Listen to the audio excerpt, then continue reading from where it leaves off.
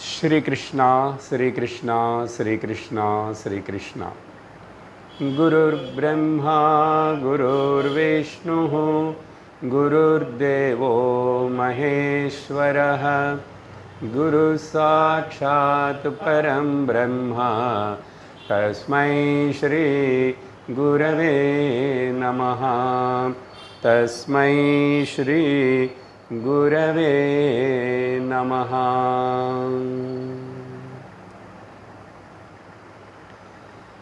हरि ओम तत्सत्। श्वेताश्वतर उपनिषद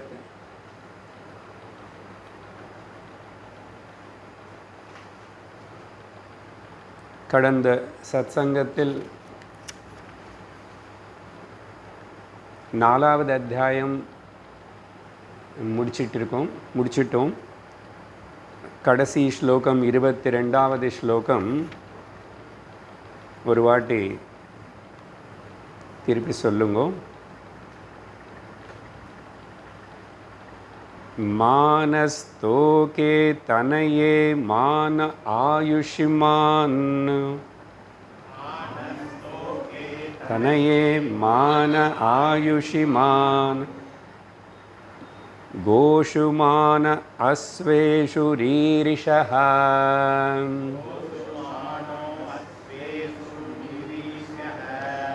वीरान् मानो रुद्रभामितः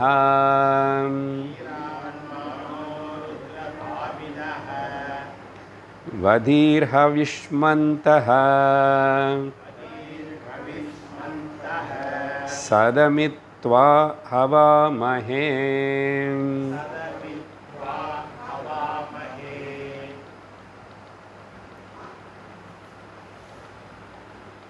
ரெண்டு விஷயங்கள் தான் நமக்கு முன்னாடி இருக்கு, நமக்கு தெரியுது. ரெண்டே விஷயங்கள். ஒன்று மாறிக்கொண்டே இருக்கிற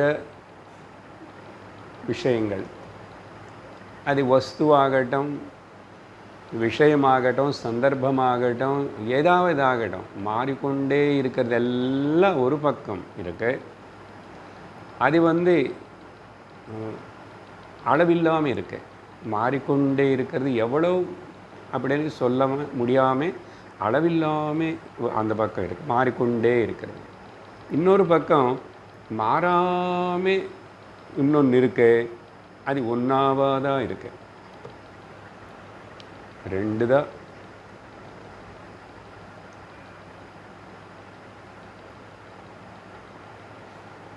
எது மாறாமல் இருக்கின்றனதோ அது நமக்கு தெரிகிற வரைக்கும், உணர்கிற வரைக்கும் நமக்கு சோக மோக பய சம்சார துக்கம் ஜனன மரண சக்கரம் இது எதுவுமே கூட நீங்கி போகாது. ஒன்று தெரிஞ்சுக்கிறதுனால பெரிய ரிலீஃப் என்ன, இந்த அநேகந்தான் நம்மளை தொந்தரவு பண்ணுறது, பல வகையாக தொந்தரவு பண்ணுறது, பல வகையாக பிரச்சனை உருவாக்குறது, பல விதமான கஷ்டங்களை உருவாக்குறது. ஏன் காரணம்? அந்த பலது நிஜமாக இருக்கா? அந்த பலது பார்த்து நானும் ஏமாந்து போகலாமா? துக்கத்துக்கு ஆள் ஆகலாமா? ஏன் அப்படின்னு ஒரு மனுஷன் அவனுக்கு கேள்வி கேட்டுக்கணும். இந்த கேள்வி வரணும்னா சத்சங்கத்துக்கு குருக்கிட்ட சாஸ்திரம் கேட்கும்போது தான் இப்படிப்பட்ட கேள்வி. இல்லைன்னா சாதாரணமாக யாருக்கும் இப்படிப்பட்ட கேள்வி வருதில்லை. ஆனால் எல்லோருக்கும் துக்கம் போகணும், நான் சுகமாக இருக்கணும்னு மட்டும் விரும்புகிறான். அது எல்லோரும் காமனாக விரும்புகிறான். ஆனால் அது எப்படி போகும்? துக்கம் எனக்கு சுகம் எப்படி வரும்? அந்த சுகம் கூட ஆத்தியந்திக சுகம் வேணும், நிலகுலையாத சுகம் வேணும், எப்பவுமே இருக்கிற ஒரு ரட்சணை இருக்கணும், செக்யூரிட்டி ஃபீலிங், சாந்தியும் வேணும். ஆனால் யாரும் அப்படி அடையிறதில்லை. ஏன்னா அவங்களோட பிரயத்தனம் இந்த அநேகத்திலும் இருக்கு. அநேகத்திலும் அநேக விதமாக பாடுபடுவான். என்ன அநேகம் இருக்குல்ல சார், அதை சரி பண்ணணும், இது சரி பண்ணணும், அவங்களும் சரி பண்ணணும், இவங்களும் சரி பண்ணணும், இப்படி அநேகம். இந்த அநேகத்துக்கு பேர் தான் சம்சாரம். ஏகத்துக்கு பேர் தான் மோக்ஷம். அந்த ஏகம் என்னன்னு தெரிஞ்சுக்கணும். அந்த ஏகம் மாறாமல் இருக்கிறது, அந்த ஏகம் நானன்னு தெரிஞ்சுக்கணும். அது முக்கியம். அது எங்கோ இருக்கு, கடவுளாக இருக்கு, அந்த ஊரில் இருக்கு, இங்கே இருக்குது, அப்போ இருக்குது, இப்போ இருக்குன்னு இந்த கதையெல்லாம் திரும்பி வேலை பண்ணாது, உபயோகப்படாது. அந்த ஏகம் மாறாதது, சாஸ்வதமானது, உண்மையானது, அது நானன்னு தெரிஞ்சுக்கணும். இதுக்கு தான் சர்வ சாஸ்திரங்களுடைய உபதேசம். இதுக்கு தான் பிரயத்தனம், இதுக்கு தான் பிரயத்தனம். ஆனால் சாஸ்திரம் பல வகையாக பல பத்ததிகள் மூலமாக பல படிகளாக அப்படி எப்படி சொல்லும். ஆனால் மூல விஷயம் இதுதான்.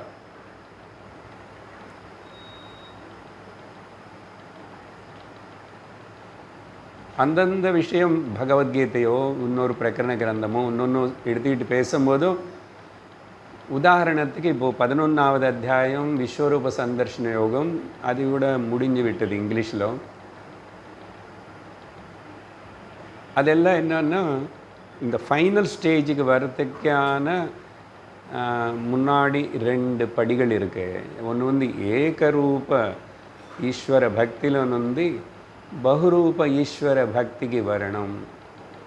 அதே ஒரு பெரிய லீப்பு, பெரிய ஒரு ஜம்ப் தான் அது, அங்கே வந்தாவே. ஆனால் அது ஃபைனல் இல்லை, இன்னொன்று இருக்கு ஃபைனல். அதுக்கு அப்புறம் நீங்கள் திரும்பி ஜம்ப் பண்ண வேண்டாம், இன்னும் ஒரு ஜம்ப் மட்டும். அரூப ஈஸ்வர ஞானம் வரணும். இப்படி முதல்ல அந்த ஈஸ்வரன் சொல்லி நம்மளை இப்படி இப்படி நினச்சிக்கோ, இப்படி பாவிச்சுக்கோ, இப்படி புரிஞ்சுக்கோ, இப்படி எல்லாம் சொல்லி சொல்லி கடைசியில் அரூப ஈஸ்வர ஞானம். அந்த அரூப ஈஸ்வர ஞானத்துக்கு பேர் தான் பிரம்ம ஜானம். அந்த அரூப ஈஸ்வர ஞானத்துக்கு பேர் தான் மோக்ஷம், முக்தி, சால்வேஷன், லிபரேஷன்.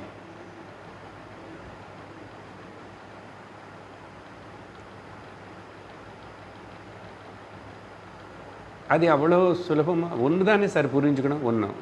ஒன்று தான் அவ்வளோ சுலபமாக புரியாது. அப்போ அதுக்கு முன்னாடி நீ என்னென்ன பண்ணணுமானே சாஸ்திரம் பல ப்ரிப்பரேஷன்ஸ் எல்லாம் சொல்கிறது.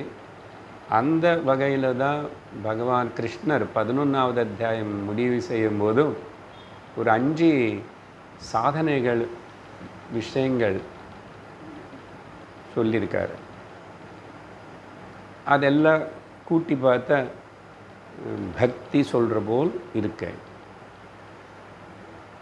ஆமாம், பக்தி தான். பக்தி வேணும். எப்படிப்பட்ட பக்தின்னா முழு சரணாகதியான பக்தி. ஆனால் சரணாகத்தின்னு வார்த்தை புரிஞ்சுக்காமல் ஏதோ சொன்னால் பத்தாது. திரும்பி நான் ஏகரூப ஈஸ்வரன் சரணாகதி பண்ணால் பிரயோஜனம் இல்லை. நீ பகுரூபத்துக்கு பகுரூபம் புரிஞ்சுக்கிட்டு பகுரூபத்தின்னு ஏற்றுக்க முடிஞ்சுதா உனக்கு?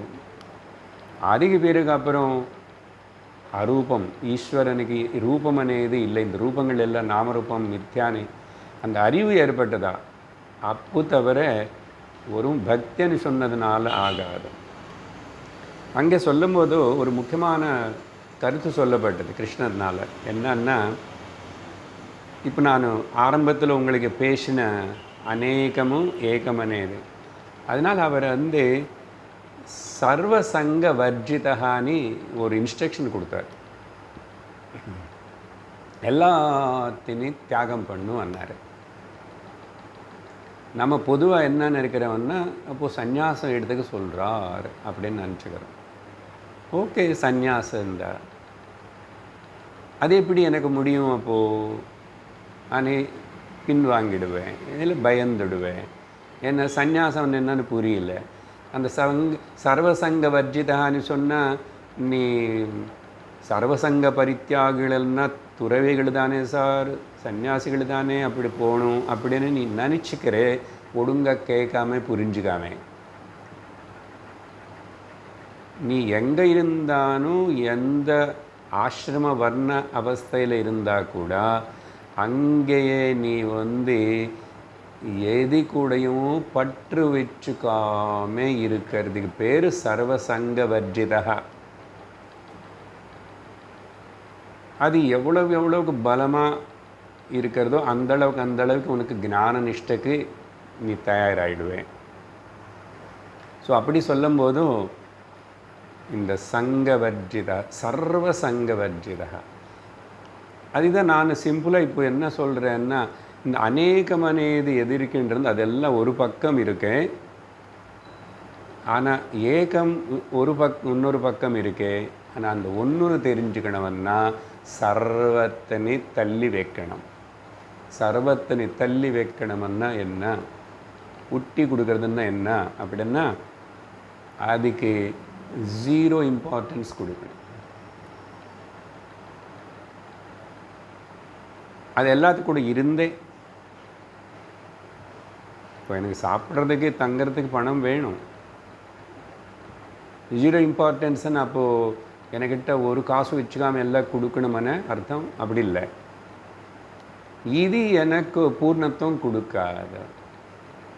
இது இப்போது இருக்க, இது நீ காப்பாற்றுக்கிறதுக்கு, இது இருக்க இப்போது இந்த ஏக்கம் நானுன்னு தெரிஞ்சுக்கிறதுக்கு.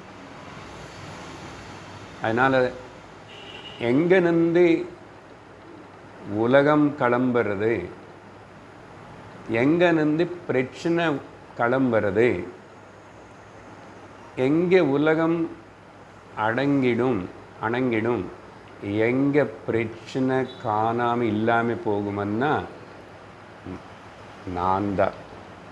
எனக்கிட்ட நந்து தான் உலகம் கிளம்புறது. கிளம்பிட்டோம். ஆனால் எனக்கிட்டேருந்து கிளம்பின உலகம் அது நிஜமனு நான் நினச்சேன்.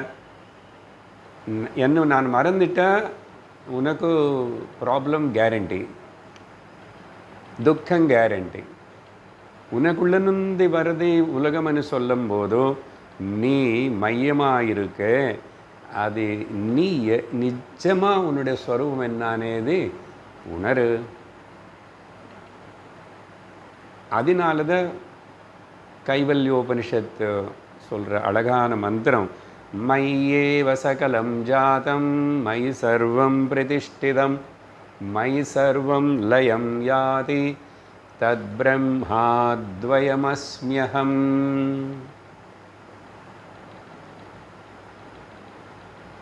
விஷயத்து கூட வரணும். கொஞ்சம் கேட்கும்போதே நமக்குள்ள அந்த தெளிவு ஒன்று வரணும். இதெல்லாம் இப்போ மனசில் வச்சுக்கிட்டு இந்த ஸ்வேதாஸ்வதர உபனிஷத்து அந்த பக்தி அனி கிருஷ்ணர் சொல்லி முடித்த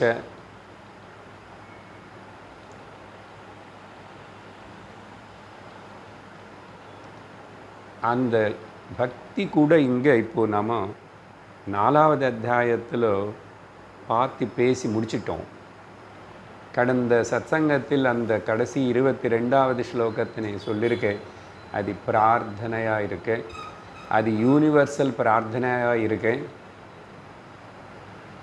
ஒரு தனிப்பட்ட ஒருத்தன் சொல்கிற போல் இருந்தாலும் அங்கே மகே நாங்கள் எல்லோரும் சொன்னதுனால அது யூனிவர்சல் ப்ரேயராக இருக்குது. அப்போ அங்கே அந்த பக்தி ப்ரேயர் முதல்ல அந்த சரண்டர் அனேது இருந்தால் அதுக்கு அடுத்த படிக்கு நீ ஏற முடியும்.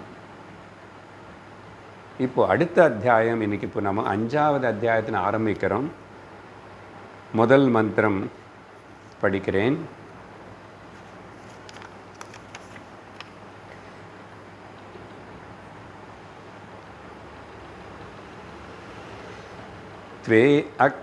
द्वे अक्षरे ब्रह्म परे त्वनन्ते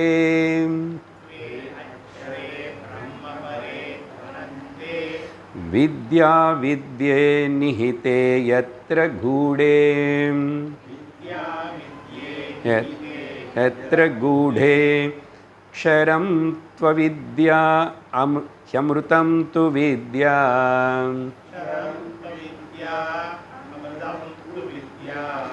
வித்யா வித்யே ஈஷதே யஸ்து சோன்யஹ.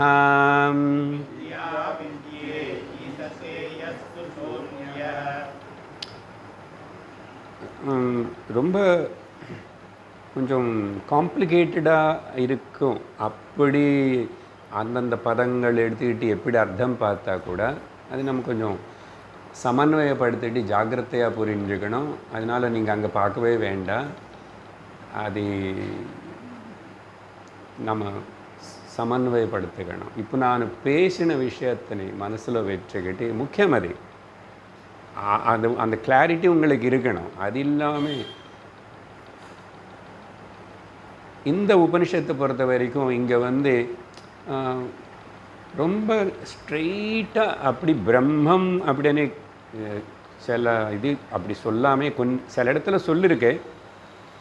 நிறைய அந்த ஈஸ்வரா பக்தி அதுக்கு அப்புறம் சில பிரார்த்தனை ரூபங்களாக அங்கெங்கெங்கே ஒரு அத்தியாயத்தில் பார்த்துட்டே வரும். அதனால் இது வந்து கொஞ்சம் எசார்ட்டடு விஷயமாக மிக்ஸ் பண்ணி பேசப்பட்டது. ஸோ இப்போ நமக்கு கனெக்ஷன் எங்கே அந்த பகவத்கீதையில் சொன்ன பக்தி அது அங்கே 4வது அத்தியாயத்தில் பண்ணிட்டோம். அங்கே சொன்ன இன்னொரு 3 கருத்து கூட சொல்கிறேன். அப்போதான் அந்த கிருஷ்ணருடைய கருத்து அந்த பக்தி பரிபூர்ணம் உங்களுக்கு ஒரு அண்டர்ஸ்டாண்டிங் வரும். பட் அதுதான் அப்புறம் 12வது அத்தியாயத்தில் விஸ்தாரமாக பேச போகிறாரு. முதல்ல என்ன சொன்னார், சர்வத்தனை நீ வர்ஜனம் பண்ணணும். அது பண்ணுறதுக்கு சர்வ கர்மங்களன்னு எனக்காக நீ பண்ணன்னார். அப்படின்னா டியூட்டியில் வந்து நீ தப்பிச்சுக்கணும் ஓடி போகணுன்னு அவசியம் இல்லைன்னு அர்த்தம். எனக்கு அணி அப்படின்னா நீ குடும்பம் பார்த்துக்கிறது, அந்த குடும்பத்தில் இருக்கிற மக்கள் அவங்க எல்லாரும் எனக்கு சேர்ந்தவங்க, எனக்குன்னா கடவுள் அப்படின்னு சொல்லி அந்த பாவத்தோடு நான் அவங்களுக்கு செய்ய வேண்டியது செய்கிறேன். அதே ஈஸ்வரனுக்கு பண்ணுறேனே பாவத்தோட. அப்போ பாருங்க கான்ஃப்ளிக்டே வராது. நம்ம வேறு விதமாக நினச்சா கான்ஃப்ளிக்ட் வரும், சண்டை வரும், ப்ராப்ளம் வரும். அது சொல்லி அதுக்கப்புறம் கடைசியில் என்ன உனக்குன்னா அந்த லட்சியம் கோல் வந்து என்ன வச்சுக்கோ, என்ன லட்சியமாக வச்சுக்கோ. அந்த அவர் என்னன்னு சொன்னாலும் இப்போ இங்கே நானன்னு சொன்னாலும் ஏகம்னு சொன்னாலும் எல்லாம் ஒன்று தான். அதையும் கன்ஃபியூஸ் ஆகக்கூடாது.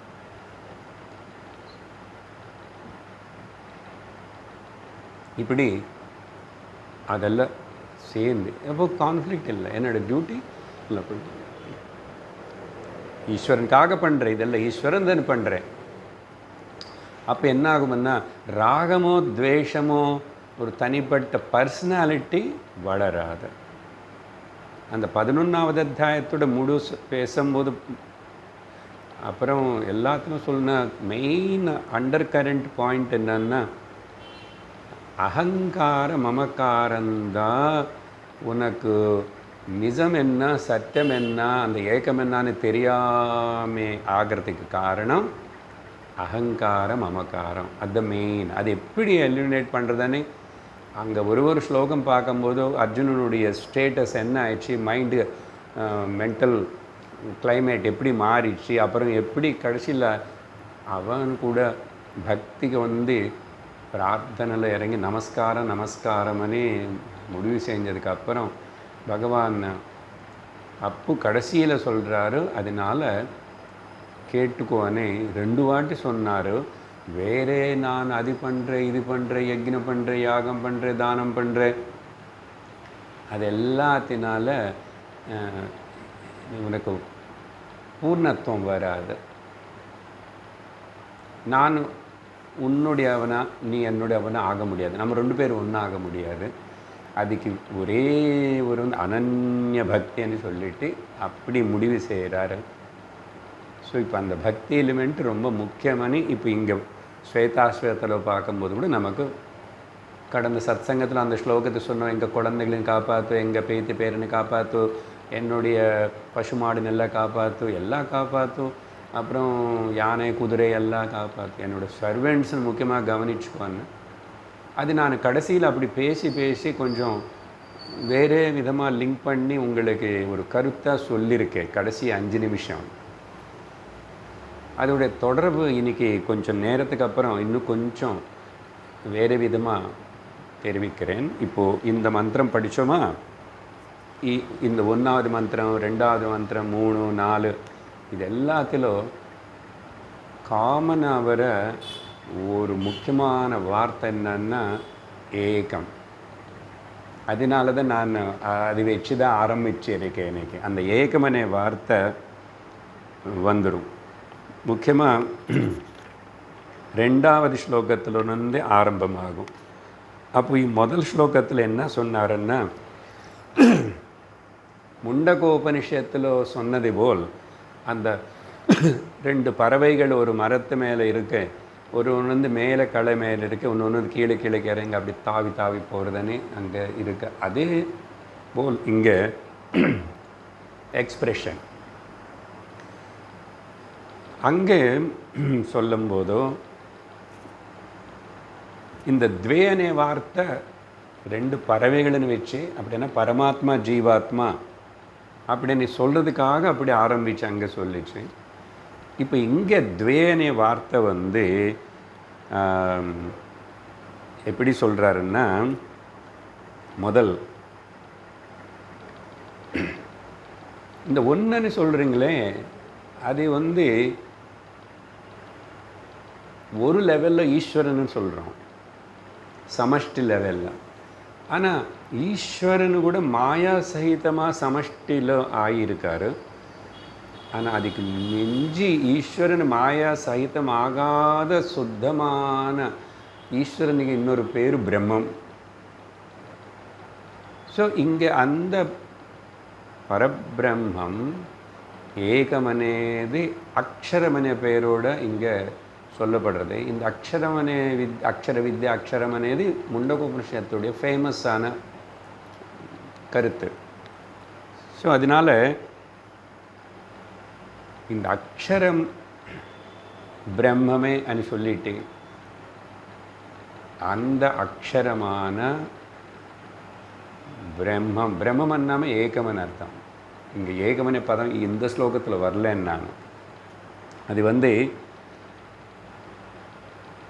அனந்தே, அப்புறம் பரே ஹி, அனந்தே अपरे, ब्रह्म परे, ब्रह्म परे, परे ब्रह्म परे परब्रह्मे अनंते அப்புறம் அக்ஷரே. இது மூணும் ஒரே விஷயத்தின்னு தான் குறிக்கிறது. மூணுமே 7th கேஸ் சம்ஸ்கிருதத்தில். அதில் அந்த அக்ஷரத்தில், அந்த பிரம்மத்தில், அந்த பரத்பொருள் உள்ள அந்த அனந்தத்துக்குள்ள அப்படின்னு அர்த்தம். என்ன சொல்ல வர்றாரு அங்கே 2 விஷயங்கள் அது இருக்கிறதுனால இந்த 2 விஷயங்கள் என்ன 2 விஷயங்கள்? நான் உங்களுக்கு எது வந்து அநேகம் ஏகம்னு சொன்னானோ அது இங்கே வித்யா அவித்யான்னு சொல்லப்படுறது.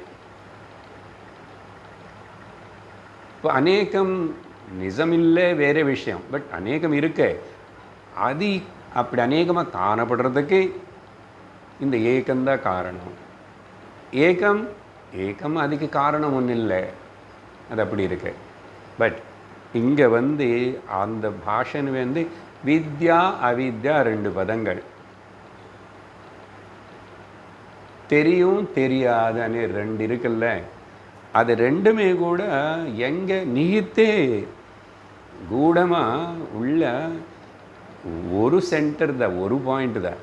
இப்போ அஜ்ஞானம் பற்றி பேசுகிறோம், ஞானம் பற்றி பேசுகிறோம். எங்கேருந்து ஒரே சென்டர்லேருந்து 2 பார்க்கணும். ரெண்டுத்துக்கு ஆதாரம் அதே தான். நிஜமான ஜலம் நீர் இருக்கிறதுக்கு பூமி தான் ஆதாரம், காணல் நீர் காணப்படுறதுக்கு பூமி தான் ஆதாரம். அப்படி புரிஞ்சுக்கணும். ஆனால் உதாரணத்தில் உங்களுக்கு புரிஞ்சு போச்சு, ரெண்டு இல்லைன்னு தெரியறத. விவகாரத்துக்கு ஏதோ இருக்கு ரெண்டு, ஆனால் இல்லையே. அதே போல் இங்கே அவித்யா வித்யானது ரெண்டு இருக்கிற போல் இப்போ பேசுகிறோம். அதனால் நீ அஜ்ஞானத்தில் இருக்க, அவித்யாதே நீ ஞானத்துக்கு வா அப்படியெல்லாம் சொல்லுவோம், சாஸ்திரம் சொல்லும். பட் உண்மையாக அப்புறம் நமக்கு புரியும், ஞானம் மட்டும்தான் இருக்கு. ஆனால் அவித்யா అనేది ஞானம் வந்தப்போ தெரியும், அவித்யா అనేది ஒரு தோற்றம் மட்டும்தான் அப்படின்னு. ஆனால் இப்போ இங்கே சொல்ல கருத்து என்னன்னா, ரெண்டுத்துக்கு காரணம் அக்ஷரம் ஒரே இடம்னு சொல்கிறார்.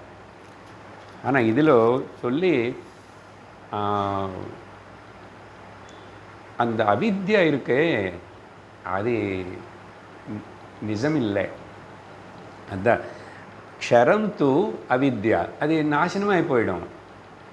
இங்கே அவித்யான்னு என்ன புரிஞ்சுக்கணும்னா, ஜென்ரலாக பேசுகிற இக்னோரன்ஸனை மட்டும் இல்லாமல் இந்த அநேகம் எல்லாம் அவித்யா தான். லிங்க் பண்ணிக்கோங்க, அப்போ தான் புரியும்.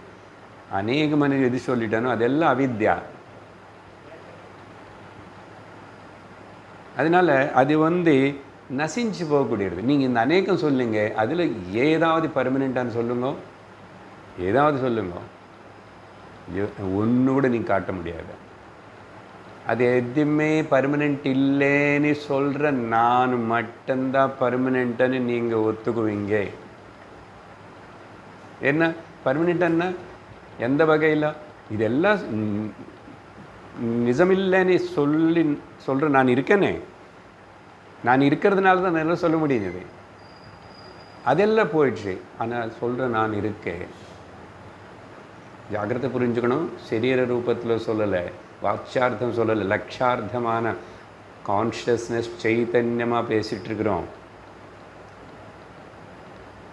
அதனால் அது ஏதெல்லாம் நசிஞ்சு போகிற தன்மை இருக்கோ அது அவித்யா. அது நீ நம்பிட்டா உனக்கு அவித்யா நல்லா இருக்கே உள்ளன்னு அர்த்தம். அவ்வளோதானே. என்ன அவித்யான்னு தனியாக அங்கே அப்படி இருக்குமா என்ன? ஆனால் வித்யான்னு எதுன்னு சொல்கிறோம், இந்த ஏக்கம் மாறாமல் இருக்கான்னு நீ அது தெரிஞ்சுக்கிறது, அது அமிர்தம்னு தெரிஞ்சுக்கிறதுக்கு வித்யா.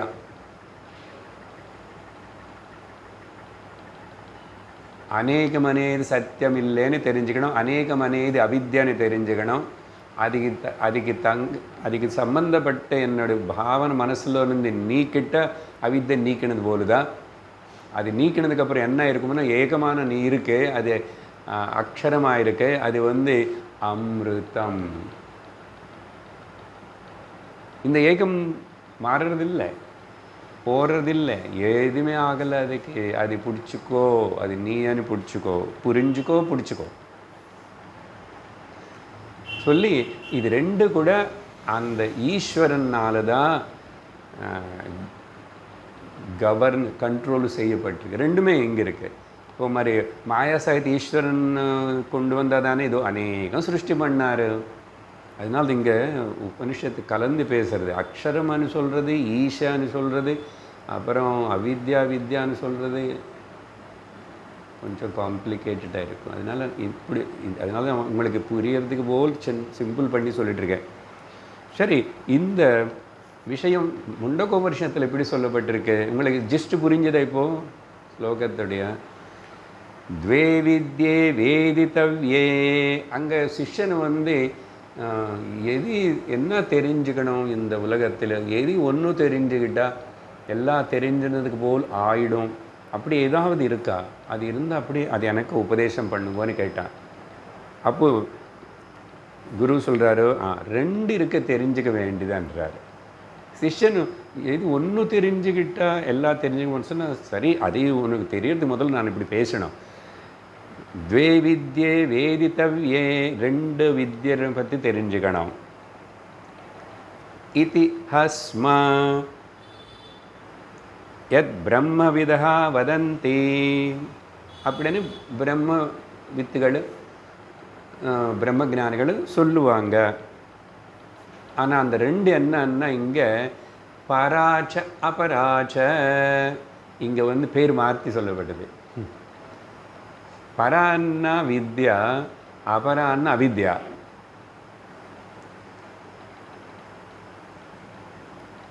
அதுக்கப்புறம் என்ன சொன்னது உபனிஷத்தை நீ படித்தாதான் இந்த புரியும்.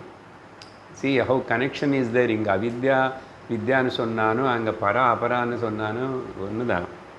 அங்கே அதுக்கப்புறம் அந்த சரே அபரா அப்படின்னா பரம் இல்லாதது அவித்யா. என்ன அதெல்லாம் அவித்யான்னா அங்கே உபனிஷத்து முண்டகம் ரொம்ப அத்திர அபரா ருக்வேத யஜுர்வேத சாமவேத அதர்வணவேத. நம்பவே முடியாது உபனிஷத்தை இப்படி சொல்கிறது. இந்த 4 வேதங்கள் அவித்யான்னு சொல்லிச்சு. அது எப்படி என்ன ஜாகிரதா உண்டகோபனிஷத்து மொத்தம் கேட்கணும். உங்களுக்கு அந்த சந்தேகம் வராது ஏன் சொல்லிச்சு எப்படி சொன்னார். அதே வார்த்தை தான் இப்போ பகவத்கீதையில் கிருஷ்ணர் சொன்னார், ந வேதைஹி ந யக்னைஹி ந தானைஹி ந கர்மைஹி சர்வ கர்ம முடியவே முடியாதுன்னா.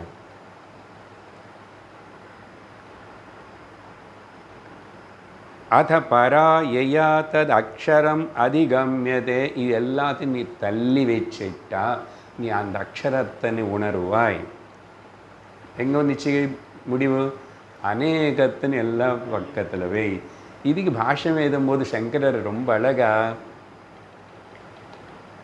இந்த அபராவித்யன்னா பாருங்கோ, ருக்வேதம் யஜுர்வேதம் சாமவேதமே அந்த அதெல்லாம் அதோட அங்கங்களான சிக்ஷா கல்பா வியாக்கரணம் சந்தஸ்ஸு அங்கங்கள் எல்லாமே அபராவித்யா அவித்யான்னு எழுதிட்டார் பாஷ்யத்தில்.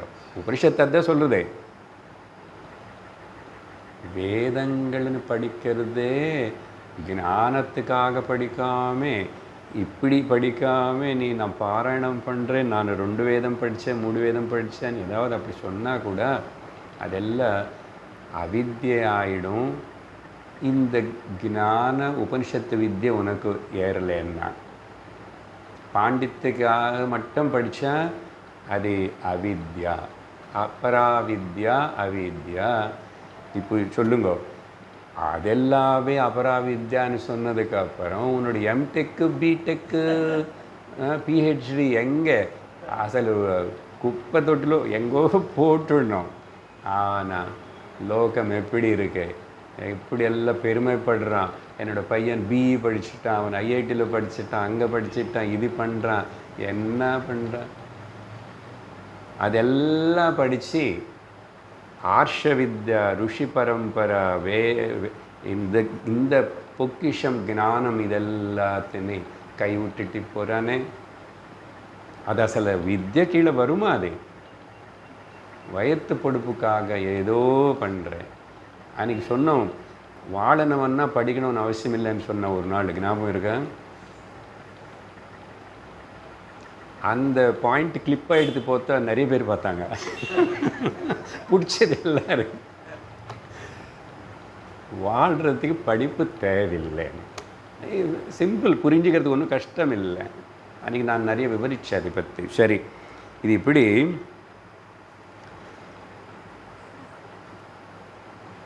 அவித்யா இதெல்லாம் 2 வித்யை பற்றி பேசணும். இந்த பாரமார்த்திக வித்யா இல்லை வித்யான்னு சொல்கிறோம் இல்லையா, அது எது? இந்த ஏகமான என்னுடைய ஸ்வரூபம் தெரிவிக்கிறதா வித்யா. வேறு எதுவுமே வித்யக்கு கீழே வரவே வராது. அதெல்லாம் அபராவித்யான்னு சொல்லிட்டோம், உபனிஷத்து சொல்கிறது. அந்த என்னை பற்றின அறிவு எங்கே ஏற்படும்? நான் பிரம்மம் அனே அறிவு. அது இந்த புத்தியிலோ தான், இந்த அறிவிலோ தான் ஏற்படணும். அந்த தாட் கூட அகம் பிரம்மாஸ்மி இஸ் எ தாட், விருத்தி ஜானந்த, அது இந்த புத்தியிலோ தான் ஏற்படணும். அதுக்கப்புறம் இந்த விருத்திக்கு சம்பந்தம் இல்லை అని சொல்லி அது பிரத்யக்ஷ அனுபவம் அபரோக்ஷானுபவமாகவே இருக்கும். புத்தி கட்டி போயிடுச்சுன்னா அப்புறம் புத்தி வேலை பண்ணலன்னு என்ன பண்ணுவேன்? பிரம்மம் போயிடுச்சா? இப்போ புத்தி வேலை பண்ணாதனால, மெமரி எல்லாம் போனதுனால நீ பிரம்மம் ஆகாமல் ஆகிடுவே என்ன? ஆக மாட்டேன். அதான் புரிஞ்சுக்கணும். ஆனால் இப்போ எங்கே புரிஞ்சுக்கணும்? இந்த புத்தியில் தான் புரிஞ்சுக்கணும். இந்த புத்தியிலே புரிஞ்சுக்கணும். புத்திக்கு சம்பந்தம் இல்லாமல் நான் இருக்கேன்னு புத்தியில் புரிஞ்சுக்கணும். இது இதுக்கு தான் சூக்ஷ்மம். அதுக்கு தான் நமக்கு கிராஸ் மைண்டாக இருந்த கிராஸ்ப் பண்ணுறது கஷ்டம். Cross mind cannot cross. சரி, அப்படி இந்த மந்திரத்துடைய அர்த்தம் சொல்லி அதுக்கப்புறம் இது எங்கே இருக்கనేది அதுக்குதான் அக்ஷரம் అనేది முதல் வரியில் ఉన్నக்குள்ளதான் நீ தான். அதே గూఢే నిహితే அதிலே தான் இந்த அநேகம் ஏகம் ரெண்டு நானே தான் பேசிகிட்டு இருக்கேன். ஏகமான நானு தான் அநேகம் பார்த்துட்டு இருக்கேன். ஏகமான நானு தான் அநேகத்தினை பற்றி சொல்லிட்டு இருக்கேன். அநேகம் காட்டுறேன். 5 புலங்கள்னால் அநேகம் பார்க்குறேன். ஆனாலும் எங்கேருந்து இங்கேருந்து இதை பார்க்குறேன். இங்கே தான் இப்போது நான் ஏகமணியும் இங்கேருந்து தான் சொல்லிகிட்ருக்கேன். அதனால் அப்படி சொல்லி வித்யா ரெண்டுத்தினையும் பிரகாசிக்க செய்கிறேன் நான். இந்த விஷயம் உங்களுக்கு பேசியிருக்கிறது முன்னாடி. எனக்கு தெரியும் అనేది அறிவை நினச்சிக்கிறோம் நாம. எனக்கு தெரியாது అనేది கூட அறிவு தான். உனக்கு தெரியாதுன்னு எப்படி தெரியும்? உனக்கு தெரியாதுன்னு தெரியுறது பார்த்தியா? அது அறிவாக இருந்தால் தானே. இது சூக்ஷ்மம் தான். இந்த பாயிண்ட்டு கேட்ச் பண்ணணும். நிறைய வாட்டி பேசினோம். அந்த திருஷ்டியில் நீ சொல்கிற தெரியும் தெரியாது ரெண்டுத்துக்கு அப்பாற்பட்டதாக இருக்கின்றனது அது அக்ஷரம். நமக்கு தெரியும் தெரியாதனது இந்த புத்தி லெவலில் தான் சொல்லிட்டு இருக்கிறோம். அதுதானே சொன்னால் புத்திக்கு சம்பந்தம் இல்லாமல் தான் அந்த சுத்த ஞானம் எப்பவுமே பிரகாசிச்சுட்டே இருக்கிறது. எப்படி ப்ரூஃப் என்ன? தெரியுமனேதி தெரிஞ்சுக்கிறது யாரோ, தெரியாதனையும் தெரிஞ்சுக்கிறது யாரோ சொல்லுங்க எனக்கு. Catch that point. அப்படின்னு சொல்லி அந்த ஸ்லோகத்தில் முடிவு செஞ்சதுக்கப்புறம் மந்திரத்தில் சரி. இப்போ இங்கே மேலே கடைசியாக வித்யா அவித்யை ஈஷிதே யஹ அந்யஹான்னு சொல்லப்பட்டது. இந்த வித்யா அவித்யான்னு கவர்ன் பண்ணுறது, கவர்னா தெரியும் தெரியாதுன்னு சொல்கிறது, இங்கே அறிவு புத்தி இது எல்லாமே ஈஸ்வர மாயா சகித ஈஸ்வரனால் கண்ட்ரோல் ஆகிட்டு இருக்கு. மாயா சகித பிரம்ம ஈஸ்வரனால் கவர்ன் செய்யப்பட்டு கண்ட்ரோல் ஆகிட்டுருக்கு. ஆனால் அக்ஷரமன் எது சொன்னானோ, பிரம்மன் எது சொன்னமோ ஏகமணி, அது யஹ து நிஜமா அது அந்யம், அதியாகவே இருக்கே. ரொம்ப சிம்பிளாக சொல்கிறேன், கன்ஃபியூஸ் ஆக வேண்டாம். பிரம்மம் மாயன்னு வியக்தப்படுத்திக்கிட்டே ஒரு வேஷம் போட்டுக்கிட்ட அந்த பிரம்மனுக்கு பேரு ஈஸ்வரா. அந்த ஈஸ்வரனுடைய கையில் தான் எல்லாம் இருக்குன்னு சொல்லி உபனிஷத்தே அக்ஷரமும் சொல்கிறது. அதனால் இங்கே இந்த ரெண்டுத்தினி கவர்ன் பண்ணுற ஈஸ்வனுக்கு மேலே கூட தனியாகவே அந்நியமாகவே இருக்குன்னு அர்த்தம் என்ன? பிரம்மமும் கண்ட்ரோலும் பண்ணல, எதுவுமே பண்ணல, அன்அட்டாச்சு அன்டச்சுடு, அப்படியே சுத்தம் ஏகம் நித்தியம் விமலம் ஜலம் சாட்சிபூதம் அப்படி இருக்கிறது. இது பிடிச்சிக்கணும், கவனிச்சுக்கணும், தெரிஞ்சுக்கணும். கொஞ்சம் சிரமமாக இருக்கும், சரியா? ஏன்னா இந்த உபனிஷத்து அப்படி இருக்கேன். நான் அப்படியெல்லாம் மிக்ஸ் பண்ணி அது இது பேசினாதா ஏன் எல்லோரும் அங்கே பார்க்குறீங்க, யாரோ வருவாங்க போவாங்க. அதனால் 2வது மந்திரம் படிக்கிறோம். 2வது மந்திரத்தில் யோ யோனிம் யோனி மதிதிஷ்டத்யேகஹ योनिं योनिमधितिष्ठत्येकः विश्वानि रूपाणि योनिश्च सर्वाः रूपाणि च सर्वाः ऋषिं प्रसूतं कपिलं यस्तमग्रे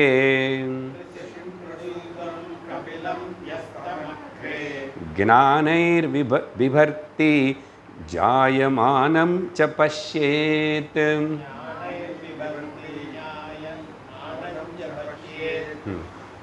இது கூட அதான் இது எல்லாமே அப்படிங்கதா காம்ப்ளிகேட்டடாக இருக்கும். கலந்து சொல்கிறேன், சிம்பிளாக இப்படி சொல்லணும். சரி, இப்போது அக்ஷரம் பற்றி அங்கே இருக்கட்டும். பிரம்மன் ஏகம் அக்ஷரம் இருக்கட்டும்னா அதினை பற்றி அசல் பேசுறதுக்கு ஒன்றும் கிடையாது.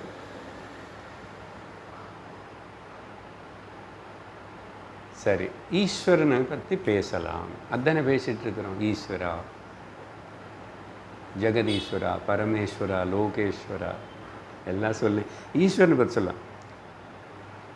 அப்போ அந்த ஈஸ்வரன் யார் அனே அக்ஷர பரபிரம்மலேருந்து ஒரு படிக்கு கீழே வந்து பேசுகிறார். அதான் இப்படி கலந்து திரும்பி மேலே படியில் பேச அப்புறம் கீழே வரும்போதும் ஏன் அப்படின்னு நினச்சக்கூடாது.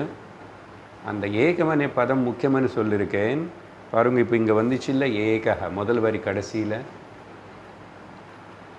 நான் முதல்ல பேசின 10 நிமிஷம் உங்களுக்கு புரிஞ்சாதான் இப்போ இது புரியும். 10 நிமிஷம் முதல்ல கேட்கலன்னா சரி, அப்புறம் கேட்குறேன். ஏகா வரும், அடுத்த ஸ்லோகத்தில் கூட வரும். முதல் ஸ்லோகத்தில் இன்டைரக்டாக வந்துச்சு. சரி, அந்த பதங்களை பற்றி அர்த்தம் சொல்லிடுவேன். யார் அந்த ஈஸ்வரன் அப்படின்னு?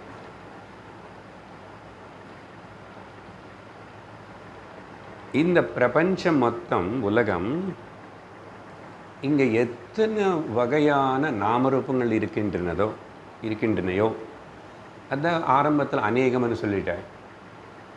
எவ்வளோ கணக்கு சொல்ல முடியாது, அநேகம். அந்த நாமரூபம் மொத்தம் எத்தனை இருக்கு அத்தனை, அது எல்லாத்துக்கு ஒரே ஒரு காரணம் ஈஸ்வரா, ஏகம். இங்கே ஏகமனு வரும்போதும் புரிஞ்சுக்கோங்க. அங்கே ஏகமன் சொல்லும் போது பிரம்மம். ஓ, 2 ஏகம் இருக்கான்னு கேட்கக்கூடாது. திரும்பி 2 ஏகம் இல்லைப்பா, என்ன பண்ணுறது உனக்கு? நான் ஏதாவது பேசி 1 மணி நேரம் உன்னை கன்ஃபியூஸ் பண்ணணும் நானும் இல்லையா? ஏன்னா நீ வந்து ஈஸ்வரா ஈஸ்வரான்னு சொல்லிட்டு நல்லா நம்பிட்டு இருக்கு இல்லையா? முதல்ல அவனை பற்றி சொல்லட்டுமே நானும். அது இதை பக்தின்னு கூட ஆரம்பித்தோம். 11வது அத்தியாயம் கனெக்ட் பண்ணிட்டோம், முண்டகோபனிஷத்துன்னு கனெக்ட் பண்ணிட்டோம். அப்பு புரியும் இதை. சரி, எல்லாத்துக்கும் ஏக காரணம்னு புரிஞ்சுக்கணும். அந்த ஈஸ்வரனுக்கு காரணம் யாருன்னா பிரம்மம். அதுக்கப்புறம் பிரம்மத்துக்கு காரணம் கிடையாது, காரண ரஹிதாய அகாரணாய அப்படி அது ஃபைனலில் அங்கே. பட் அதுக்கு முன்னாடி இருக்கிற இந்த ஈஸ்வரன் அட்லீஸ்ட் நீ பக்தி பண்ணணும், சரண்டர் ஆகணும், அது நேர்த்துக்கணும், உனக்கு உள்ளே இருக்கிற அகங்கார மமக்காரங்களை குறைக்கணும்னா முதல்ல அந்த ஈஸ்வரனை புரிஞ்சுக்கோ. அதுக்கு தான் நான் அந்த 11வது அத்தியாயம் கனெக்ட் பண்ணிகிட்டே இருக்கிறது. ஏகரூபா, பகுரூபா, அரூபா அப்படி சொல்லும்போதும் இங்கே அந்த ஏக காரணமான அந்த ஈஸ்வரனுக்கு யோனின்னு பேர் கொடுத்தாங்க. யோனிகன்னா ஊம்பு, பேஸ், நியூக்ளியஸ், ஆரிஜின். அப்புறம் இந்த ஈஸ்வரன் வந்து அவர் அதிலிருந்து ஒரு கொட்டை இருக்கு, கொட்டையிலேருந்து அப்புறம் மரம் வரும், அதுக்கப்புறம் எல்லாம் வரும் இல்லையா? அந்த போல் முதல் ஹிரண்ய கர்ப்பன் பிரம்மாஜி வந்தார் అనేది பல வாட்டி கேட்டிருக்கோம். புராணங்கள் அங்கே இங்கே எல்லாத்துலையும் கேட்டோம். அந்த பிரம்மாஜிக்கு பேர் உபனிஷத்துகள் எப்பவுமே ஹிரண்ய கர்ப்பான்னு பேர் கொடுக்கும். அந்த ஹிரண்ய கர்ப்பான்னு பேர் கூட கொடுக்காம இங்கே வந்து அவருக்கு மிஸ்டர் கபிலன்னு சொல்கிறது. ஓ, கிரிக்கெட்டர் கபிலம் அங்கே ஒரு கபிலம். பாகவதனில் கபில மகாமுனி தேவஹூதி அம்மாவுடைய குழந்தையா பிறந்தார், பகவான் அவதாரம். அது இங்கே கபிலம்னா தங்கம் போல் இருக்கிறன்னு அர்த்தம். கபிலா இஸ் த அனதர், ஸ்வர்ணத்துக்கு தங்கத்துக்கு இன்னொரு பேர். ஸோ இந்த ஹிரண்யகர்ப கபிலம் பிரம்மதேவன் அவர் தான் முதல்ல அந்த ஈஸ்வரன் வந்து நினச்சார், இப்போ நான் என்ன பண்ணணும் என்னோடய மாயாசக்தியை வச்சு. ஸோ முதல்ல ஒரு மேனேஜர்னு உருவாக்குறோம், அதுக்கப்புறம் அவர் பார்த்துக்கிட்டோம் அப்படின்னு நினச்சதுக்கப்புறம் தாட்டு தான் நினச்சித்தான் பிரம்மாஜி வந்தார். அது எப்படி புரிஞ்சுக்கிறது எப்படின்னா, அதை கதை சொல்லும். பெருமாள் ஈஸ்வரன் அவர் பள்ளி கொண்டிருக்கிறார். அதுக்கப்புறம் அவருடைய தொப்பிலில் வந்து தாமரை வந்து அதில் பிரம்மதேவன் சொன்ன அன்னைக்கு அந்த பெருமாள் கைப்பிடி வச்சுக்கிட்டு எப்பவுமே பிரம்மதேவனே பார்த்துட்ருப்பார், லக்ஷ்மி தேவனை கண்டிக்கிறதே இல்லை. அந்தம்மா பாப்பம் காலம்கிட்டு உட்கார்ந்துருந்தா கூட சமையல் பண்ணிட்டியா விடுங்க, காஃபி எல்லாம் இதெல்லாம் எதுவுமே கண்டிக்கிறதே இல்லை, பிரம்மதேவனே பார்த்துட்ருப்பார். ஏன்னா அந்த கனெக்ஷன் சேட்டலைட் கனெக்ஷன் போல் அங்கேருந்து ஈஸ்வரன் இப்போதைக்கு இங்கே பெருமாள் ஒடுங்க எவ்ரி திங் ஆர்டர்லியாக நடக்கணும் அப்படின்னு நினச்சாரு. அவருக்கு அப்படி ஞானம் முழுசாக கொடுத்தார். விபர்த்தி அந்த வார்த்தை இருக்க, விபர்த்தின்னா ஞானம் மொத்தம் போட்டி நெருப்பி வச்சுட்டார் அவர். அதனால தான் பிரம்மாஜி அந்த என்ன 4 வேதங்கள் இருக்கும் அவர்கிட்ட, 4 முகங்கள் இருக்கும். இதெல்லாம் ஒரு டிஸ்கிரிப்ஷன். ஏன்னா பூர்ண அந்த வேத ஞானம், சிருஷ்டி ஞானம், சிருஷ்டி எப்படி பண்ணுறது, அப்புறம் அடுத்தது என்ன பண்ணுறது, என்னென்ன வெரைட்டி பண்ணணும், புதுசாக ஒன்றும் இல்லை, ஆல்ரெடி எல்லாமே இருக்குது. ப்ளூ பிரிண்ட் எல்லாம் எடுத்துகிட்டு அச்சு போடணும். ஒரு அச்சு போடுறது இருக்கும் இல்லையா, அதுக்கப்புறம் எல்லாம் வரும். அப்படி பல வகையான ஜீவராசிகள் எல்லாமே. ஆனால் ஞாபகம் வச்சுக்கணும், எங்கே காரணம் யோனி ஈஸ்வர. அது நீ பெருமாள்னு சொல்லு, சிவபெருமானு சொல்லு, தேவின்னு சொல்லு, எப்படியாவது சொல்லு.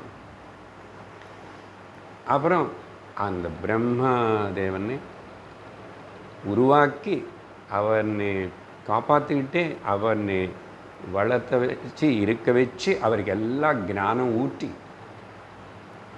அதுக்கப்புறம் அந்த சிருஷ்டி ஞானம் எல்லாம் வேதங்கள் எல்லாம் கொடுத்துரு. அப்படி அந்த ஹிரண்யகர்ப கபிலம் வரதை வந்து பெருமான் பார்த்துட்டே இருக்கார். அவர் நினச்சாரு, பார்க்குறாரு, வந்தார். பஷ்யத்தேன்னு சொல்லு. இதெல்லாம் கொஞ்சம் கதை டிஸ்கிரிப்ஷனாக இருக்கும். Now we have come to one level down. அதுக்கு ஞாபகம் வச்சுக்கணும். அக்ஷரம் பிரம்மம் வந்து ஈஸ்வர மாயா சகிதம். இப்போ நான் இங்கே ட்ராமா அதுதான் சொல்லப்பட்டிருக்கு. அப்படி சொல்லி சரி, இந்த பிரம்மதேவன் அப்புறம் என்ன பண்ணார்? நேச்சுரல் என்ன பண்ணுவார்? சிருஷ்டி எல்லாம் பண்ணுவார். அதுதான் 3வது ஸ்லோகத்தில் சொல்லப்பட்டது. ஏகைகம் ஜாலம் பகுதா விகுர்வன்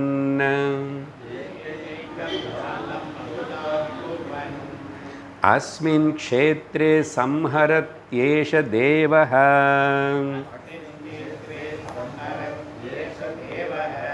பூயः ஸ்ருஷ்ட்வா பதயः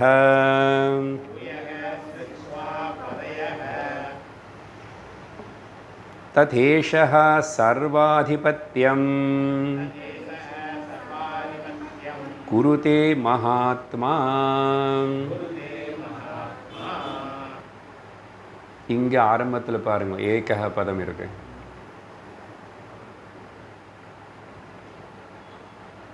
ஈஷஹானே பதம் இருக்குது மறுபடியும். ஸோ ஈஷஹான்னா ஏக காரணம்னு இப்போ யோனின்னு சொல்லிட்டோம். ஸோ ஈஷஹா மீன்ஸ் ஏகஹ. எப்படி எடுத்தானு இல்லை ஆரம்பத்தில் இந்த ஒரு இப்போ இங்கே ஏகஹா ஈஷஹான்னா இங்கே யாருன்னா இங்கே ஈஷா வார்த்தை வந்தான்னு இது ஏகஹா. பிரம்மதேவன் எடுத்துக்கணும். இப்போது அடுத்து 3rd ஜெனரேஷன். அங்கே அனந்த பிரம்மம் அக்ஷரத்திலிருந்து அவரே ஒரு வேஷம் போட்டுட்டு நான் இப்போது சமஷ்டி ஈஸ்வரனா. அதுக்கப்புறம் அவருக்கப்புறம் வந்த அனதர் கேரக்டர் வந்து பிரம்மாஜி. இப்போ அவர் தானே பண்ணுவார். அதனால் பெருமாள் நான் படுத்துக்க போகிறேன். நீ பார்த்துக்கோ. ஆனால் நான் தூங்கிட்டேன்னு சொல்லிட்டு நினச்சிக்காது. நான் யோக நித்திரையில் இருப்பேன், உன்னை கவனிச்சுட்டே இருப்பேன்.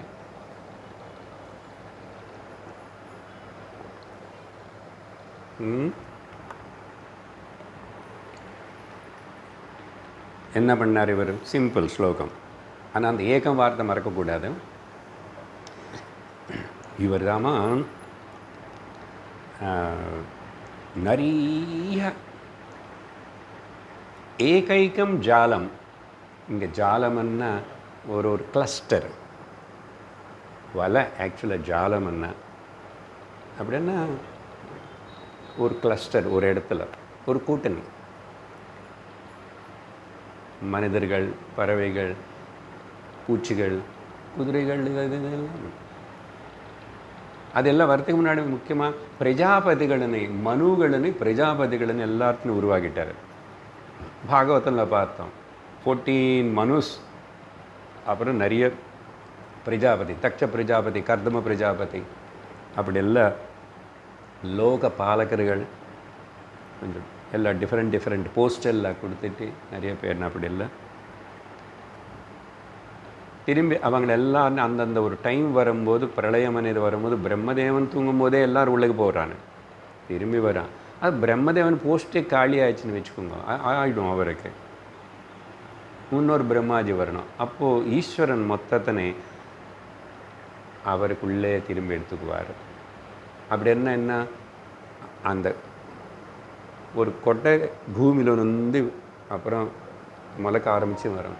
எல்லாம் வந்துச்சு, சாப்பிட்டே போயிடுச்சு, எப்படியோ போயிடுச்சு, எப்படி போயிடுச்சு, காஞ்சி போயிடுச்சு, கட்டி போயிடுச்சு, எல்லாம் பூமிக்குள்ளே தான் போகிறது, பூமிக்குள்ளே தான் போகிறது.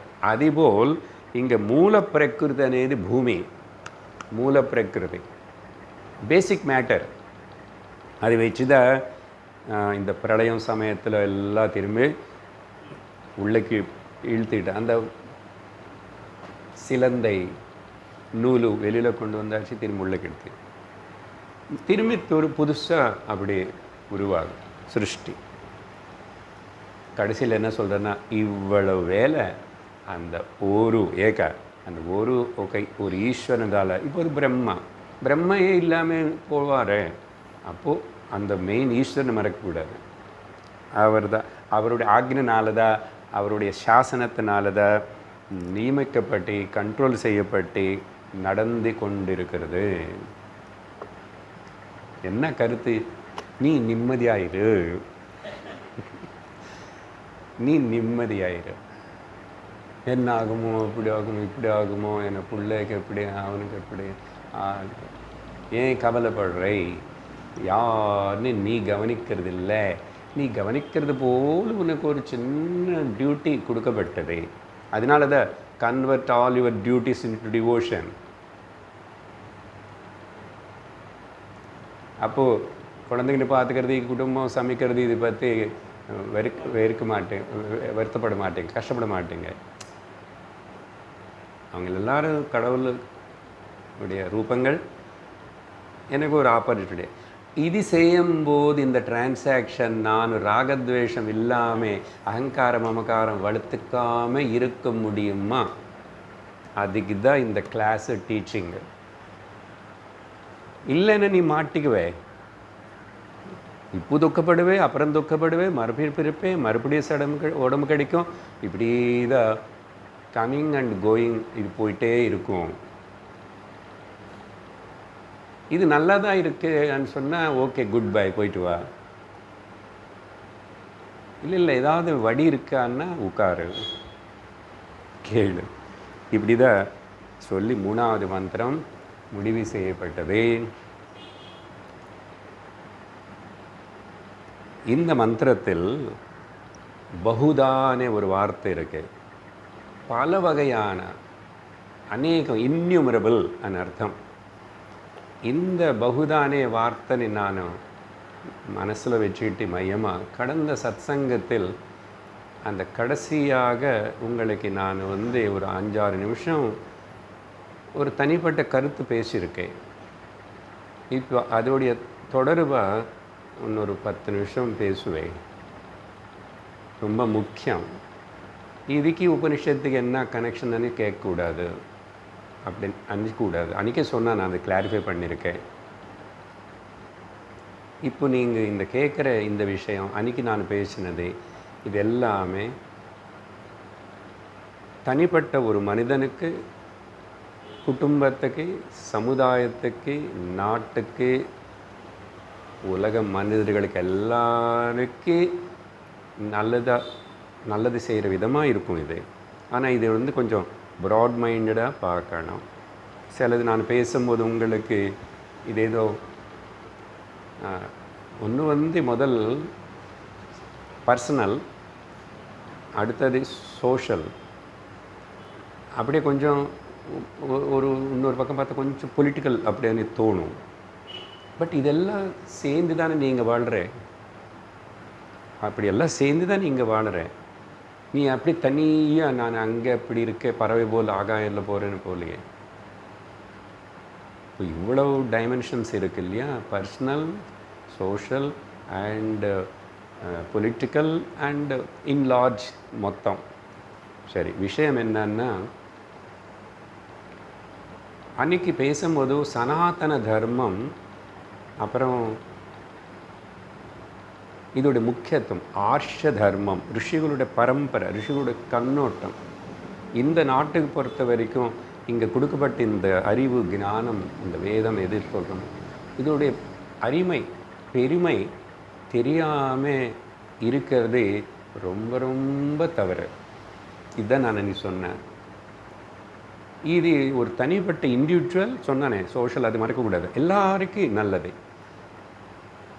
உலகம் மொத்தத்துக்கு. அதனால் பாரதியனே தூக்கத்திலிருந்து ஏந்திக்கோ, சனாதன தர்மத்தினே கடைப்பிடி, அனுசரி, காப்பாற்று, பாரதியனா வாழு. இதுக்கு ஒரு பாயிண்ட் வைஸாக கொஞ்சம் சொல்கிறேன், சிம்பிள். முதல் அன்றைக்கி ஒன்று சொன்னால், ஒரு பக்கம் ஒரு வகையான மக்கள் வந்து அவங்களுடைய பாப்புலேஷன் இன்க்ரீஸ் பண்ணிக்கிட்டு அதை வச்சு சமுதாயத்தில் இந்த நாட்டில் எல்லாம் டிஸ்டர்பன்ஸ் பண்ணலாம்னு, உலகம் அளவுலேயே பண்ணலாம்னு, எல்லாம் நாங்கள் தான் இருக்கணும்னு பேசுகிறாங்கன்னு சொன்னேன். இப்போ அது வந்து ஒரு டேஞ்சர், த்ரெட்டாக இருக்குல்ல. இப்போ நம்ம எங்கே இருக்கிறோம், நமக்கு இன்னொரு கருத்து சொன்னான் எனக்கு, 2000 வருஷம் நம்ம வந்து அடிமையாக இருக்கிறதுக்கு காரணம் கூட இந்த மாதிரி இந்த தர்ம சனாதன வரம்பட்டி நம்மளுக்கே நமக்கு தெரியல, இதோட பெருமை தெரியல, அருமை தெரியல. இது இப்படியே போனால் நம்ம குழந்தைகளுக்கு தெரியாமல், வர ஜெனரேஷன் தெரியாமல் அப்படி போயிட்டே இருந்த, இன்னொரு பக்கம் நம்மளை திரும்பி ஏதாவது பண்ணி அமுக்கணும் நினைக்கிறவங்களுக்கு ரொம்ப ஒத்தாசம் ஆகிடும் இல்லையா. அவங்கள பற்றி விட்டுடுங்க, நம்ம எப்படி இருக்கணும், எதுக்கு ஒன்று நீ காப்பாற்றுக்கிறதுக்கு, நீ நல்ல வாழ்க்கையில் ஞானம் அடையிறதுக்கு, வாழ்க்கையோடைய லட்சியம் முக்கியமாக மனுஷனாக பிறந்த என்னானே, உன்னுடைய வாழ்க்கையினால் உன்ன குடும்பத்துக்கு, உன்ன சமுதாயத்துக்கு, உன்ன ஊருக்கு, உன்ன கிராமத்துக்கு, உன்ன நாட்டுக்கு, தேசத்திலே மக்களுக்கு, மனிதர்களுக்கு அப்படி ஒரு நல்ல உபயோகரமான வாழ்க்கையாக இருக்கணும்னா இப்படி சிந்திக்கணும். என்ன பண்ணணும், நமக்கு ஏன் குடும்பத்தில் ஆக்சுவலாக இந்த ஒரு குழந்தை போதுமனே இந்த திட்டம், இது எப்படியே நம்ம உள்ள பிரெயினுக்குள்ளே போய் அதே இப்போ ரொம்ப பாப்புலர் ஆகிடுது. இது சிந்திக்கணும் ஒரு விஷயம். தெரிஞ்சோ தெரியாமல் நம்ம சில பேரெல்லாம் அப்படி ஒரு குழந்தை போதுமானே பண்ணிட்டோம். சரி, இப்போ பண்ணதின் திரும்பி நம்ம வந்து இது பண்ண முடியாது. ஆனால் சிந்திச்சு பார்க்கணும். அட்லீஸ்ட் இந்த கருத்துன்னு சொல்ல வேண்டி இருக்கு. ஒரு அம்மா அப்பா, ஒரு பாட்டி தாத்தாவா நமக்கு ரெஸ்பான்சிபிலிட்டி இருக்கா இல்லையா, சனாதன தர்மத்துக்கு நம்ம சப்போர்ட் பண்ணி அனுசரித்து காப்பாற்றுறதுக்கு நான் கேள்வி கேட்டிருக்கேன். அந்த கேள்வி மனசில் இருக்கு. அப்படி இருந்தால் என்ன பண்ணணும்னா, பாயிண்ட் நம்பர் 1, இந்த ஒரு குழந்தைனது இந்த ஒரு தனிப்பட்ட கட்சி சுதந்திரத்துக்கு அப்புறம் ஆட்சிக்கு வந்ததுக்கப்புறம் அவங்க செஞ்ச ப்ராபகாண்டத்தினால அப்படி இப்படி இந்த இந்த இது வந்து நம்ம உள்ளே போயிடுச்சு. கேட்குறேன், ஒரு குழந்தையா பகுதா? இது பாப்புலேஷன் இன்க்ரீஸ் ஆகிறது, அவங்க இப்படி பேசுகிறாங்க, அதெல்லாம் நீங்கள் எடுத்துக்கூடாதுங்க. நான் கேட்குறேன், இப்போ நான் உங்களை 50-60 வயசு இருக்கிற உங்கள் ஜெனரேஷனில் கேட்குறேன், உங்கள் வீட்டில் நீங்கள் எத்தனை பேருன்னா பெரும்பாலும் நாங்கள் 5 பேர், நாங்கள் 4 பேர், நாங்கள் 6 பேர், நான் 9 எங்கள் வீட்டில். நல்லதானே இருக்கோம், நல்லதானே வாழ்ந்தோம். அப்போ ஏன் ஒன்றுன்னு சொல்லி இப்படி அவங்களை கட்டாயப்படுத்தி சொல்லி நீ ஆகிட்டியான்னா, கவர்மெண்ட் ஏதோ சொல்லிச்சு அதெல்லாம் பண்ணது, அது கூட ஒரு திட்டம். இன்னொரு மதத்திலும் அப்படிப்பட்ட ஒரு நியமம் கிடையாது. அது கூட அவங்களை அப்படியெல்லாம் செஞ்சு இப்படி பண்ணி இருக்கிறது உபயோகப்படுத்துறது எப்படி தெரிஞ்சுக்கல வாழுவான். இந்த ஒன்று குழந்தைனது எவ்வளோ ஒரு டேஞ்சரஸ் சுச்சுவேஷன்னா அது தவறு. அதுதான் வர காலத்தில் ரொம்ப ப்ராப்ளம் க்ரியேட் பண்ணும். சரி, இது பொலிட்டிக்கல்னு சொல்லலை, பர்சனலாக பாருங்க. ஒரே ஒன்றும் அந்த காலத்தில் முதல்ல என்ன சொல்லிட்டாங்க, நம்ம இருவரும் நமக்கு இருவர், அப்புறம் நம்ம இருவரும் நமக்கு ஒருவர், நாமே 2 குழந்தைகள் நமக்கே குழந்தை. இப்படி இந்த ட்ரெண்டு அசல் முதல்ல கல்யாணம் பண்ணிக்கிறதுக்கே விரும்புறதில்லை. என்ன சொல்கிறாங்கன்னா வில் லிவ் டுகெதர்ன்றாங்க.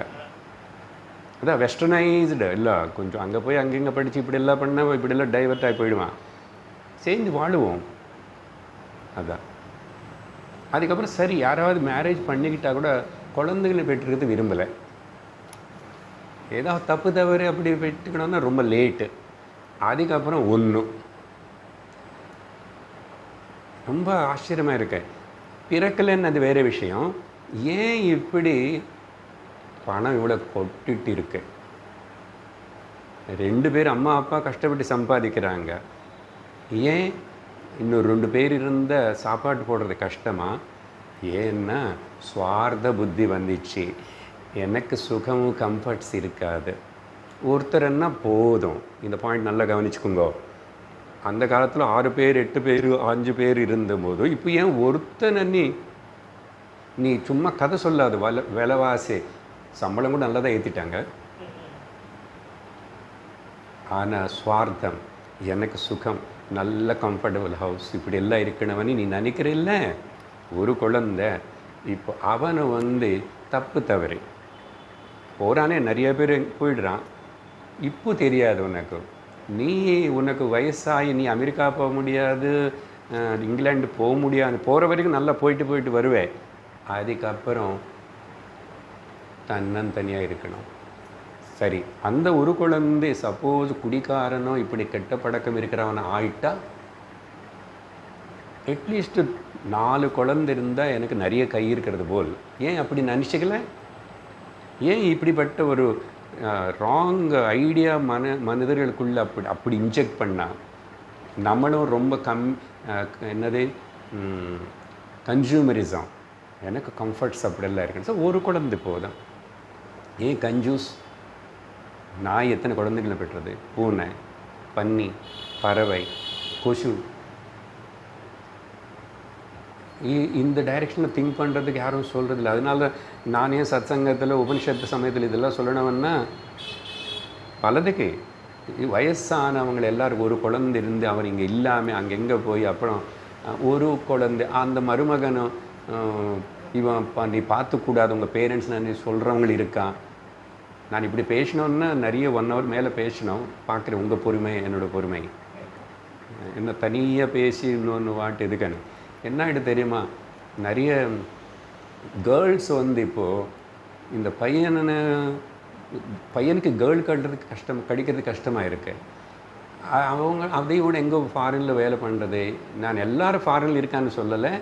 இங்கே இருந்து கூட கோடி ரூபாய் வச்சுக்கிட்டு அசல் ஒன்றும் பண்ணாமல் 10 ஜெனரேஷன் சாப்பிடலாம். அவ்வளோ பணம் இருக்கிறது கூட ஒரு குழந்தை. அந்த குழந்தை இன்னும் படிக்கிற சும்மா அதுக்குள்ளே இவ்வளோ பண்ணி வச்சு அதுக்கப்புறம் என்னதான் பண்ணுவது? ஏன் ஸ்வார்த்தனால தானே. உனக்கு கம்ஃபர்ட். இன்னொன்று இந்த பொண்களை பற்றி சொல்லிட்டுக்குள்ள ஒரு பொண்ணு ஃபோன் பண்ணி பேசுகிறான். நீங்கள் நிறைய எக்ஸாம்பிள் இருக்கும், 1 or 2. ஒரு பையன் நல்ல வீட்டில் வந்து இருக்கிறவன், அவன் நல்ல சந்தியாவந்தன காயத்ரி பூனல் போட்டு, அந்த பொண்ணு ஒரு டைமில் ஃபோன் பண்ணிச்சு, ஃபிக்ஸ் ஆகிடுச்சு கல்யாணம். ஆனால் மாமனார் எடுத்தார், உட்பி மாமனார். பையனும் சந்தியாவந்தனம் பண்ணிகிட்ருக்கான். ஒரு 1 hour கழிச்சு கூப்பிடுங்கன்னு சொன்னால், அந்த பொண்ணும் நல்ல குடும்பம்லேருந்து இருந்து வந்தது தான். ஆனால் எல்லாம் பிரெயின் வாஷ் ஆகி வெஸ்டர்னைஸ் ஆகி போச்சு. சந்தியாவந்தனமா? You too sandhyavandanam also? நேராக ஃபோனில் சொல்லிடுச்சு, நான் உங்கள் பையனை நான் கல்யாணம் பண்ணிக்க போகிறதில்லை. நீ நம்ப மாட்டீங்க உதாரணங்கள். இன்னொன்று பொண்ணு அப்புறம் பேசும். சப்போஸ் ஏதோ சந்தித்து விரும்புகிறாங்க, அரேஞ்சு இல்லை, முதல்ல விரும்புகிறாங்க. பொண்ணு, உங்கள் அம்மா அப்பா இருக்காங்களா? இருக்காங்களா? விரும்பலை. அம்மா அப்பா இருந்த விரும்பலை. அப்படி என்ன, அம்மா அப்பா சத்து போனதுக்கு அப்புறம் கல்யாணம் பண்ணிக்க போகிறேன்? இந்த மாதிரி டெண்டன்சி. இந்த ஒரு குழந்தைன்னு கல்யாணம் பண்ணிக்கணும், அவனுக்கு குழந்தை சீக்கிரம் பெற்றுக்காம அவனும் குழந்தை வேண்டானே. இதெல்லாம் ரொம்ப பர்வர்டட் ஐடியாஸ். அதனால் நம்ம இது கொஞ்சம் சரி பண்ணணும். வர ஜெனரேஷனுக்கு எப்படி சொல்ல முடியுமோ என்னமோ சொல்லுங்க, அவ்வளோதான். சரிப்பா, ஒருவேளை நீங்கள் அப்போ ஒரு குழந்தைய வச்சுக்கின்னு கேட்பான், நாங்கள் தவறு பண்ணிட்டோம், அதனால் நீ அப்படியெல்லாம் கஷ்டப்படக்கூடாது. 4 பேர் இருந்தால் எவ்வளோ ஒரு சப்போர்ட்டிவாக இருக்கும். சப்போஸ் அது அந்த ஒரு பையனோ ஒரு பொண்ணு வந்து பார்த்துக்க முடியாது ஜென்ரலாக. இவங்களுக்கு ஒரு ப்ரிஸ்டேஜ், பொண்ணு வீட்டில் எப்படி இருக்குன்னு. ஆனால் இருக்கிறது ஒரு பொண்ணு தான் இந்த காலத்தில். தானே ஒரு பொண்ணு இல்லைன்னு ஒரு பையன். அப்போது என்ன இவங்களுக்கு கத்தி? ஏன் வயசானதுக்கப்புறம் வியாதி எல்லாம் வந்து கஷ்டப்பட்டு கொஞ்சம் ஏதாவது உதவிக்கு வேணுமா வேண்டாமா? பணம் மட்டும் இருப்பியா? அப்படி இருந்து கடைசியில் அவங்க ஈவன் சத்து போனால் கூட வராமல் இருப்பான். இது போகும் இப்படி இது நினச்சிக்கிட்டு. ஆனால் பேருக்கு மட்டும் நான் நல்ல ஓல்டேஜ் ஹோமில் இருக்கேன், காஸ்ட்லி, அங்கே எல்லாம் பே பண்ணேன், பணம் இருக்குது. So what? அதே ஒரு வாழ்க்கையா? ஒற்றுமையாக 4-5 பேர் அப்படி இருக்கும்போதில்லை, அப்போ எப்படி இருந்தோம்? சரி, இது ரொம்ப சிந்திச்சு சொல்லுங்கோ, செய்யுங்கோ. செய்கிற இடத்துல நான் இப்போ உங்களுக்கு ஏன் கன்வே பண்ணுறேன்னா, ஸோ உங்களுக்கு தெரிஞ்சால் நீங்கள் 4 பேருக்கு சொல்லுவீங்க. அதனால் அது தவறு. நிறைய அட்லீஸ்ட்டு 3 பேர் 4 பேர் இருக்கலாம். ஏன் 2 கூட இல்லாமல் அப்படி பண்ணிட்டான். நீங்கள் கவனித்து பாருங்க, நிறைய பேருக்கு குழந்தை பெற்றுறது இஷ்டமில்லை. இப்போ மாடர்ன் சார் 2 பேர் சம்பாதிக்கிறான். என்ன பண்ண போகிறேன்? எனக்கு சுகம். வேத சந்ததி ಋಷಿ ಸಂತತಿನಿ நம்ம இந்த சனாதன தர்ம வேத சந்ததினி இதுனி வளர்த்தலேன்னா உலகத்தில் இந்த வைதிக தர்மம் காப்பாற்றுறதுக்கு நம்ம நாட்டில் இது காப்பாற்றலேன்னா உலகத்துக்கு சாந்தி ரக்ஷணை இருக்காது. அப்படி அவைதிகளான ராட்சச சுபாவம் இருக்கிற அவங்களெல்லாரும் அப்படியே வளர்ந்துட்டு இருந்தால் எல்லாருக்கும் நஷ்டம், பெரிய நஷ்டம். அதனால் இது முடியுமா சார் இப்படியெல்லாம் சொல்கிறீங்கன்னு நீங்கள் நினைச்சிக்க வேண்டாம். நீங்கள் இருக்கிற இடத்துல அதான் சொன்னால் நினைக்கி நம்ம எங்கே இருக்கிறோமோ அந்த இடத்துல நம்ம எப்படி சிந்திக்கணும், என்ன செய்ய முடியுமான்னு யோசிச்சுட்டு நம்மளால் செய்யணும். நம்முடைய கடமை அது. அப்படிதான் ருஷி ருணம். அதனால் முதல் நம்ம இது பெருமை இதோடைய அதெல்லாம் தெரிஞ்சுக்கிட்டு இதை நம்ம அனுசரித்து ரட்சிக்கணும். இந்த விதமாக பண்ணணும். ஸோ ஒரு சைடு வந்து இந்த ஒரு குழந்தை பெற்றுக்கிற இந்த இதெல்லாம், அப்புறம் நம்ம நாட்டு மேலே ஸ்ரத்தா பக்தி தர்மம் மேலே இந்த ஸ்ரத்தை இல்லை, தெரிஞ்சுக்கணும் விரும்பலை. அதெல்லாம் கூட உனக்கும் சுகம் கொடுக்காது, வரவங்களுக்கு. இப்படி பல எக்ஸாம்பிள்ஸ் அந்த வயசானவங்களுக்கு படுற கஷ்டம், இந்த குழந்தைகள் அப்படி இருந்து இப்படி இருந்து ஏகப்பட்ட எக்ஸாம்பிள்ஸ் பார்க்கலாம் உலகத்தில். ஸோ அதனால் கொஞ்சம் உஷாராக இருந்தே நம்ம உஷாராக இருக்கணும். அதனால் ஒரு உறுதி எடுத்துக்கணும். வைதிக தர்மம் சனாதன தர்மத்தினை நானும் அனுசரிப்பே, காப்பாற்றுவே. அதுக்காக நீ அதுக்காக நீ இன்னும் உயிர் விட போட போகிறதில்ல. இப்படி எல்லாருக்குள்ள இது வரணும். அன்றைக்கி கடைசியில் பேசும்போது என்ன சொன்ன போன வாரம், யாரோ ஒருத்தர் அங்கே ஆட்சியில் இருந்து ஒருத்தர் பண்ணுவார், ஒரு பிரைம் மினிஸ்டர் நினச்சா அது நடக்கிறதில்லை. இப்படி at the root level change கொண்டு வரணும்.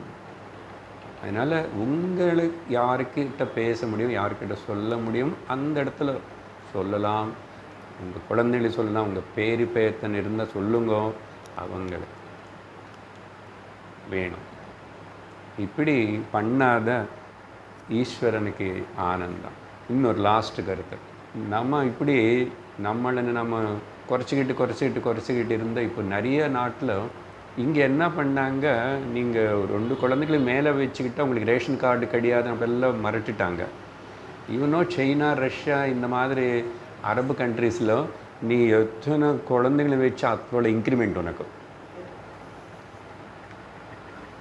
அவங்கள நாடு பெருசு, ஜனாபா கொஞ்சம், இதெல்லாம் பேசாதனே. இப்போ இங்கே என்ன ஆயிடுச்சு, நம்ம மனுஷரோட ஜனாபா குறைஞ்சி போச்சு, கொசு நிறைய ஆகிடுச்சு. நிறைய ஜனம் இருந்தால் கொசு எல்லோரும் கொஞ்சம் கடிச்சிக்கும். இப்போ எல்லா கொசு ஒன்று தான் கடிக்கும். புரிஞ்சுதோ? அப்படி தான் ஆகும். அப்புறம் மனிதர்களில் குறைஞ்சி போய் உடனே ஆகாது, நம்ம வாழ்க்கையில் ஆகாது. ஆனால் இப்படி அசால்ட்டாக இருந்தால் ஆகும். அதுதானே ஆகிட்டு இருக்கே. ஸ்லோ பாய்சனிங் நடந்து கொண்டு இருக்கு, ஸ்லோவாக டேஞ்சர்ஸ் இன்க்ரீஸ் ஆகிட்டு இருக்கு. என்ன தான் பண்ணணும்னு சிந்திக்க வேண்டியது இருக்குது.